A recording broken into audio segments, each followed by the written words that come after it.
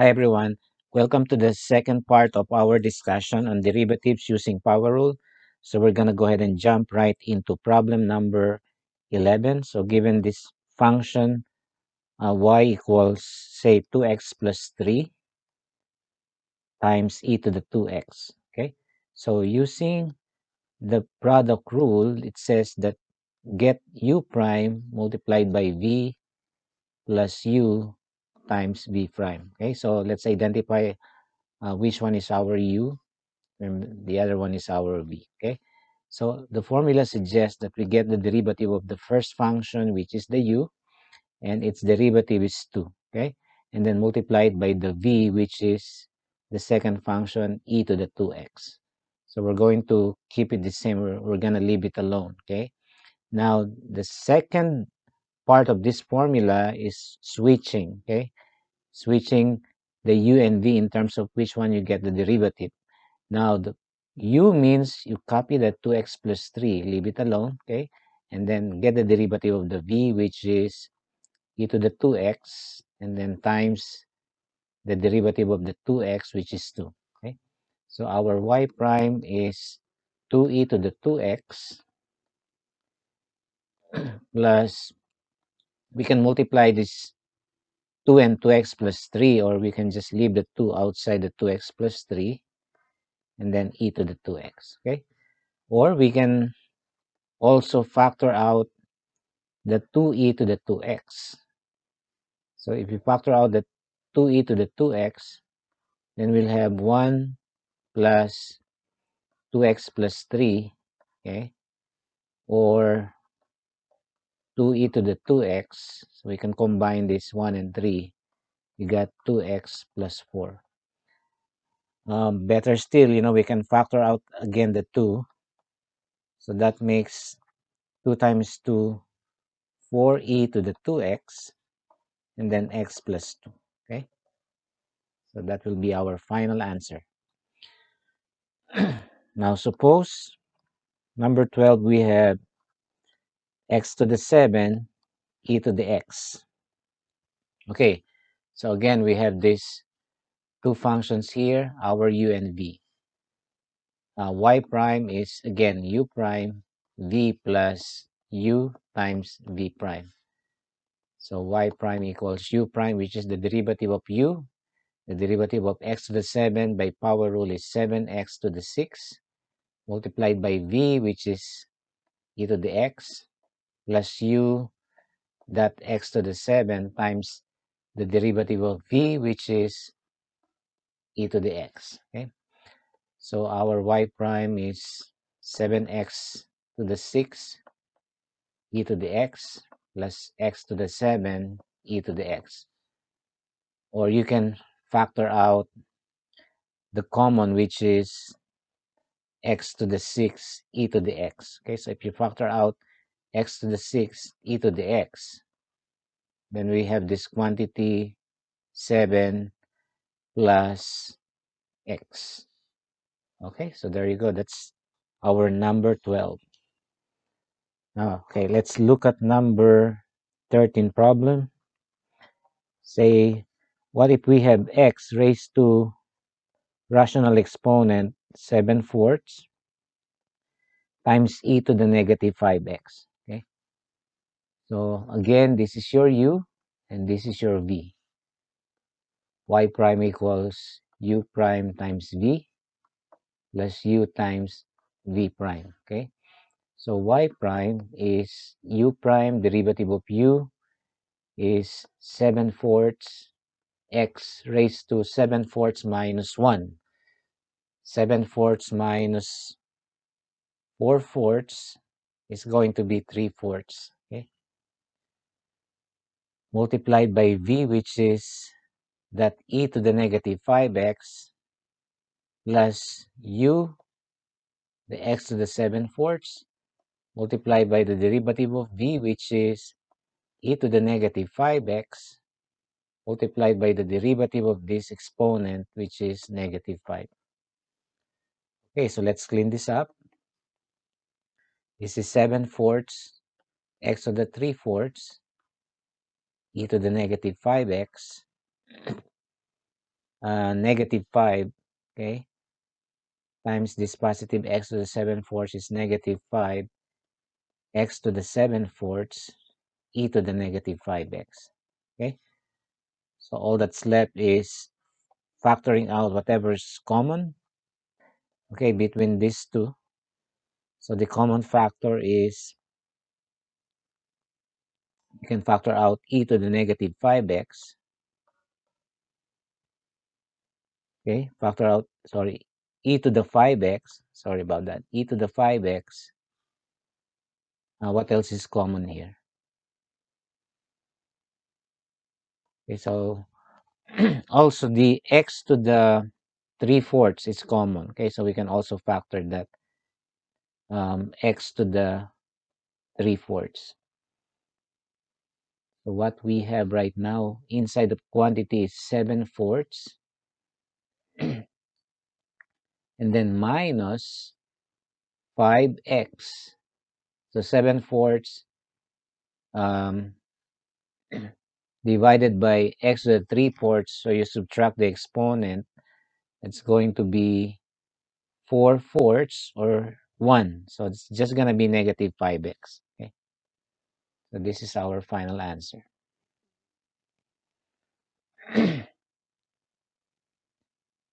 Okay, number 14. How about if we have 7x squared e to the x? Okay, so identifying our u and v. So this is your u and that's your v. So our y prime is u prime times v plus u times v prime. Okay, so y prime equals derivative of u, which is 14x, times the v, which is e to the x, plus u, 7x squared, times v prime, which is derivative of e to the x is e to the x. Okay, even if you multiply this by the derivative of x, it's still gonna be 1, times e to the x is e to the x. Okay, so that's almost done. Okay, so the common factor between these two is 7x e to the x. Okay, so when you divide 14x by 7x, you got 2. Okay, plus 7x squared over 7x is x. Okay, that's it. Now suppose we have number 15. Okay, now what happened if we have to multiply this x minus 5, x plus 2, and then x plus 4. So we have this, it's like 3 functions. So what we do is identifying the u and v. You can have this as your u, and then this is your v right here. So when you start the derivative, u prime v, and then plus u v prime. Okay, so the derivative of u here, the derivative of x minus 5 is 1. Okay, so 1, and then derivative of constant is 0. And then the v is this x plus 2 times x plus 4. And then plus u, which is that x minus 5, okay, multiplied by the derivative of the v. Okay, the v happens to be a product of these two functions right here. So you're going to use another product rule. Okay, so it's a product rule within a product rule. So for this, let's use a different alphabet. Let's say a and b. Okay, so for the b prime, all right, for the v prime, we're going to be using product rule, and that is like a prime b plus a b prime. Okay, so a prime is 1, because that's x plus 2, multiplied by b, which is x plus 4, plus a, x plus 2, times the b prime. So the derivative of x plus 4 is again 1. Okay, so x plus 4 plus x plus 2 is 2x plus 6. So that is your v prime, 2x plus 6. So this part of the original first product rule, v prime is going to be what? 2x plus 6, okay? Right here. So all we have to do here is foiling out this completely and then combine like terms. Okay, so we got x squared plus 6x, 2x plus 4x, 6x plus 8. Okay, and then these two also needs to be folded out. So we got 2x squared, x times 6 is 6x minus 10x, okay, and then minus 30. So let's combine like terms. Now x squared plus 2x squared is 3x squared plus 6x plus 6x minus 10x. So that's 12 minus 10 is 2x. And then 8 minus 30, the constants, we have negative 22. All right. So that's it, our derivative. Okay. So this example here is an example of using product rule within a product rule. Okay, let's see number 16.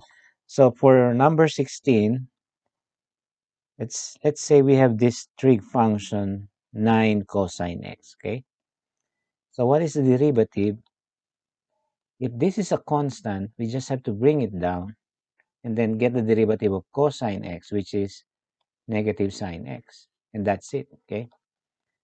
You don't have to use a product rule because 9 is a constant anyway, so not negative 9 sine x. Even if you use a product rule here, okay, just to make it very, very clear, can we use a product rule here? Let's see.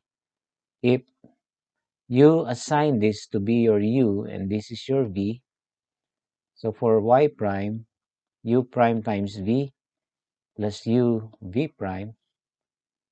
So your y prime is, okay, first the derivative of u, which is 0, right? That's constant, multiplied by cosine x. So this will become 0 anyway, plus u 9 times v prime, which is negative sine x. As you can see, this doesn't count anymore. So this is the only one that matters right now. And that's exactly what we did here, okay? So you bring down the constant 9, and then you get the derivative of the cosine x, and then simplify. So you don't really have to use the product rule for this one, okay?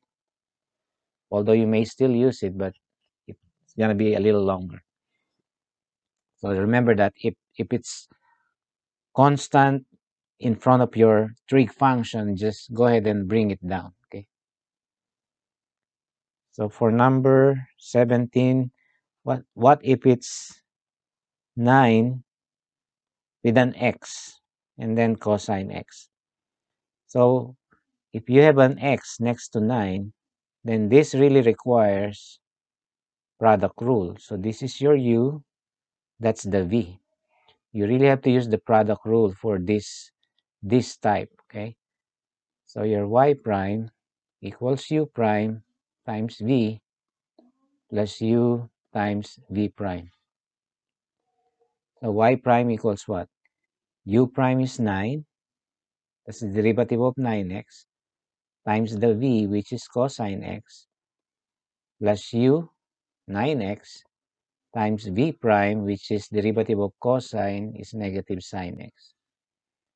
So your y prime is 9 cosine x, and then negative 9x sine x. Okay, so if you want to factor out the 9, you can also do that. That's cosine x minus x sine x. All right. Let's see number 18. So one more. If there's like a negative 3 in front of your sine x, which is what? This is just a constant, okay? So you really don't have to use the product rule. So the best thing to do is just bring it down and then go ahead and get the derivative of your sine, which is cosine x. So that's it. That's your derivative, okay, for negative 3 sine x.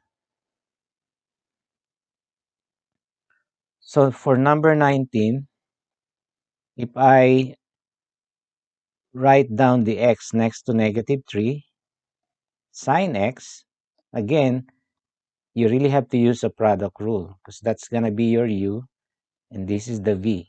Okay, so for our y prime, let's multiply our u prime and v and then u times v prime.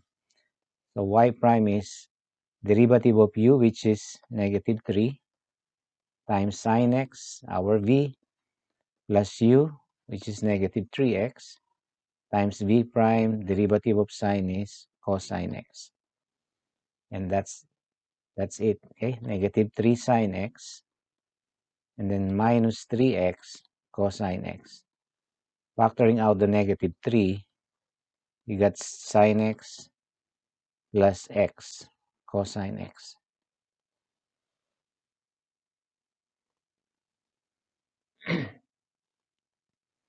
Okay, let's use a different trig function. Let's say you have 4 tangent x. Okay, so again, this is constant. Want to make sure that this is very clear. So the derivative is simply what? 4 times the derivative of tangent, which is secant squared x. That's all you need to do, okay? Now, for 21, let's say it's 4x tangent x. Again, with this x here, that requires strict product rule. So that's your u, that's the v. So your y prime is u prime times v plus u times v prime. So y prime equals derivative of 4x, which is 4 times tangent x plus u, which is 4x, times the derivative of v, which is secant squared x. Okay? So our y prime, factoring out the 4, we got tangent x plus x secant squared x. Okay, so let's say number 22. Okay, let's say y equals 10 secant x. So again, this is constant. If it's constant, we can just bring it down and then multiply by the derivative of secant x, which is what? Secant x tangent x. Okay, and that's all you need to do.